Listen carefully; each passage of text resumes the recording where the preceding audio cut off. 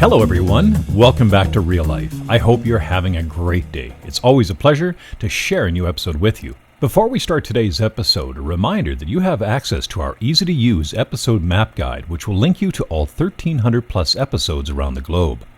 Just click on the map link below, zoom into any part of the planet, click on the blue, red, or orange dot to connect you directly with that episode. The episode title and details will appear on the left side. Click on the blue link and you're on to that vintage reel or video. You may want to zoom in closer as there may be more than one episode clustered together. And a special hello to all the new subscribers and supporting members. I hope to entertain you and pique your interest in obscure and fascinating footage from around the globe and over the past century.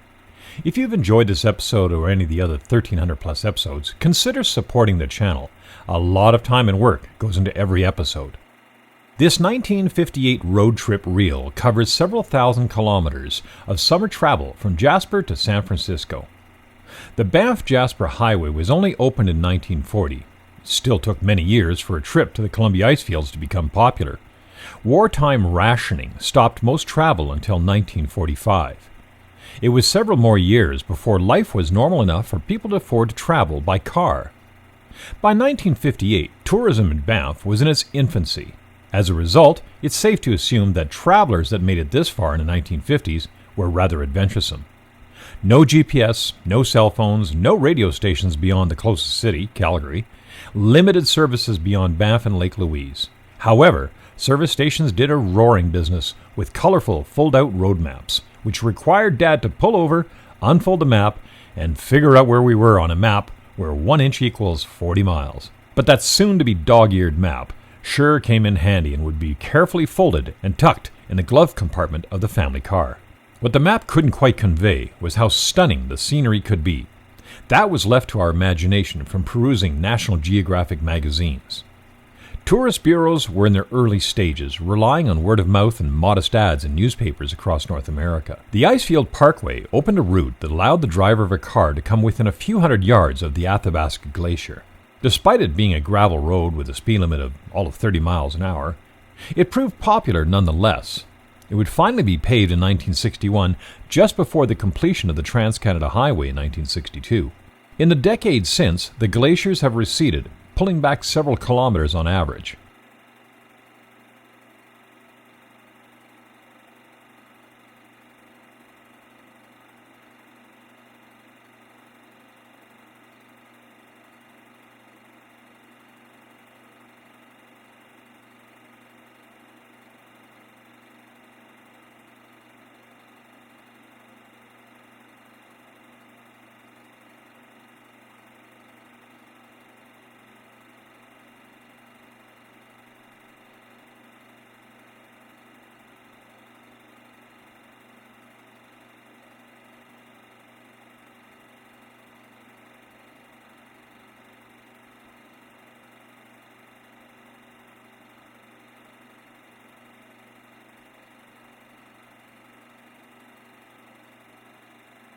The early Bombardier-built snow machines that crawled along the glacier with a few tourists have evolved into huge off-highway buses with massive tires and room for 56 passengers. Everything changes.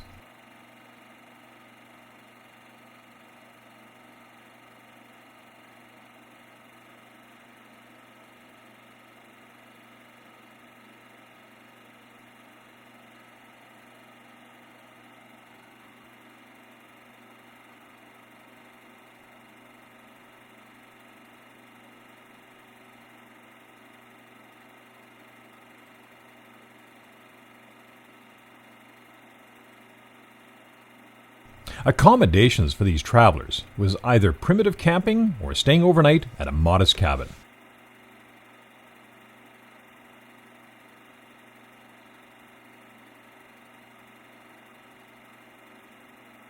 Just 20 minutes from Lake Louise, highly photogenic Moraine Lake was gaining interest among tourists. One could still drive right up to its rocky shore and be almost alone. Today it is so popular that Parks Canada has recently banned personal cars and has scheduled shuttle buses which are now employed to prevent traffic jams.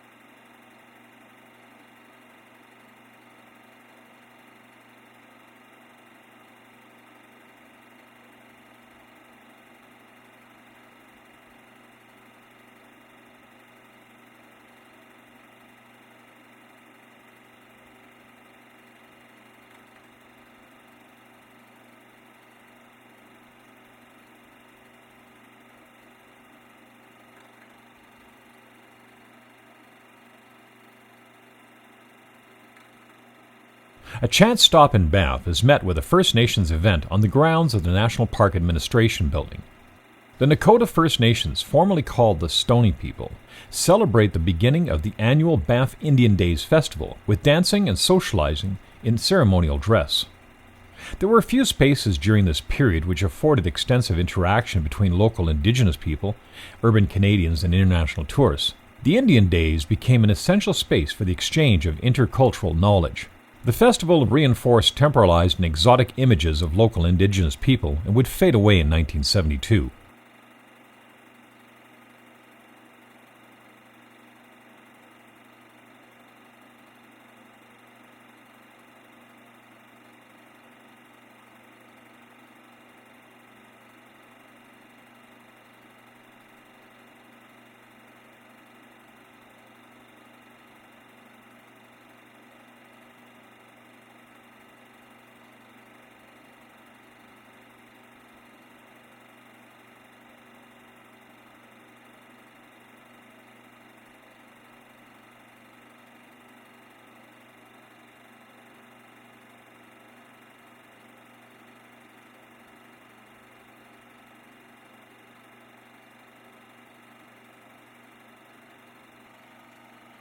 As it was still 4 years before the completion of the Trans-Canada Highway through the Rockies, the road over the Great Divide was used only by the most adventuresome. A traveler could take his time posing by the massive wooden arch straddling the road. Few cars traveled the gravel road. The hand-carved Banff and Yoho Park signs had been standing for more than 20 years and were a stop for most people.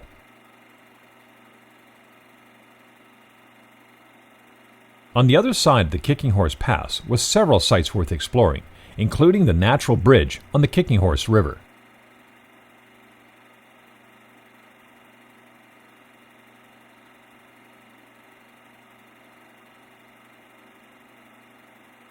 The meandering drive along the dusty gravel road was not for the faint of heart.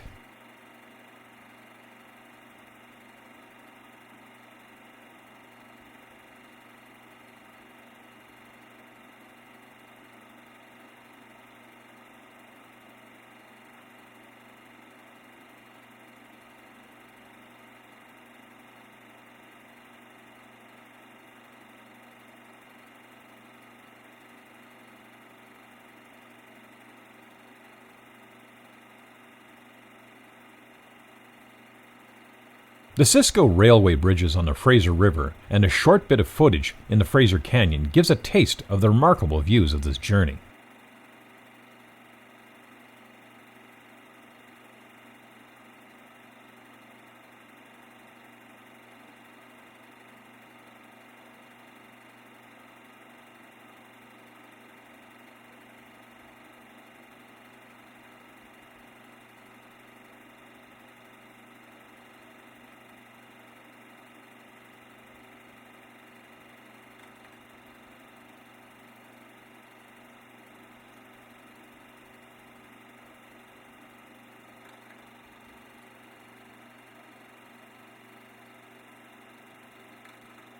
Arriving on the coast, the cinematographer captured a few shots of Prospect Park in Vancouver before boarding the ferry to Victoria.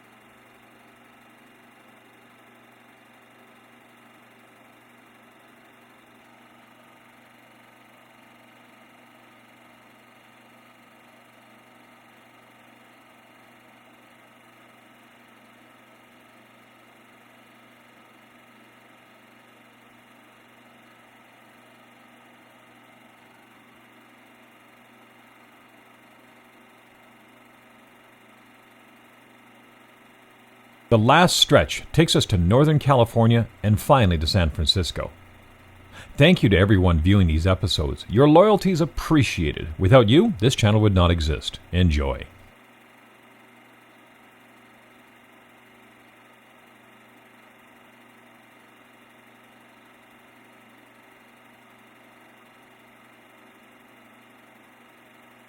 Thank you for helping fill in the blanks on all these episodes. On occasions, I do make mistakes. I mispronounce locations and sometimes overlook some details.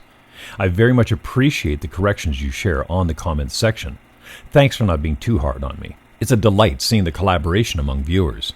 It's even more meaningful when I learn that a family member or friend is recognized, even 50 plus years later.